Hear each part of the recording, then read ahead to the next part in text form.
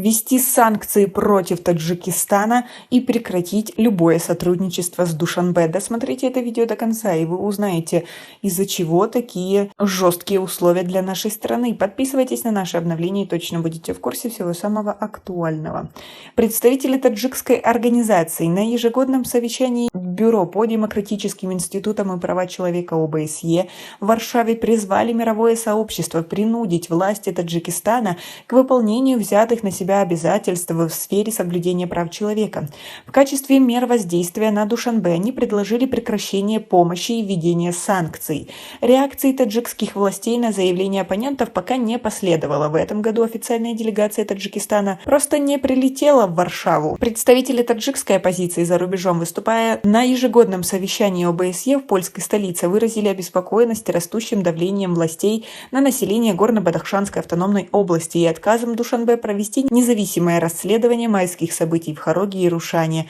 В результате подавления протестов в Гбао десятки человек были убиты, сотни арестованы и отправлены под суд. Власти назвали их членами преступных группировок. Правозащитник Стив Свердлов на совещании заявил, что в ходе подавления майских событий в Гбао были убиты примерно 68 человек, 200 задержаны. По словам Стива Свердлова, в России были похищены, высланы в Таджикистан 13 бадахшанских активистов. Правозащитник отметил, что подобная кампания в отношении памирцев проводится регулярно, и поэтому необходимо обсудить вопрос о признании действий Душанбе как преступления против человечества.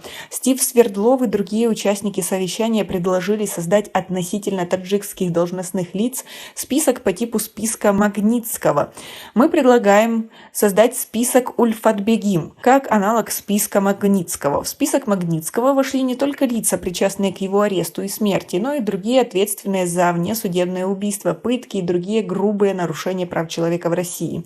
Им запрещен въезд в США. Их права на собственность на территории, находящейся в юрисдикции США, заблокированы, а операции в отношении их имущества запрещены.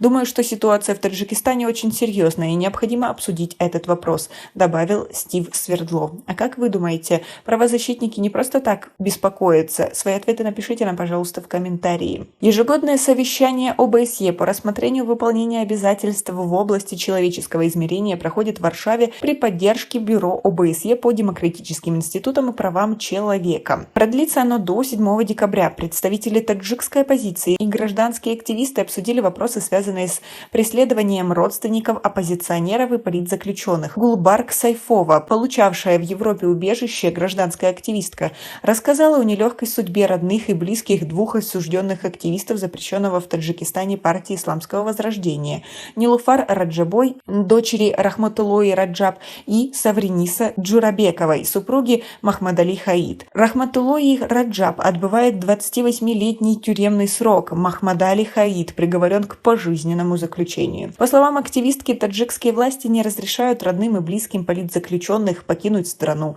В частности, власти не позволили поехать к мужу больной супруги Абдусатора Бабоева, председателя Гражданского комитета спасения заложников и политзаключенных Таджикистана. Гулбарг Сайфова рассказала также, что таджикские спецслужбы допросили родственников журналистки Аноры Саркоровой, освещавшей протесты в Гбао. В прошлом таджикские власти отвергали все обвинения в преследовании и давлении на политических оппонентов, а сейчас просто молчат.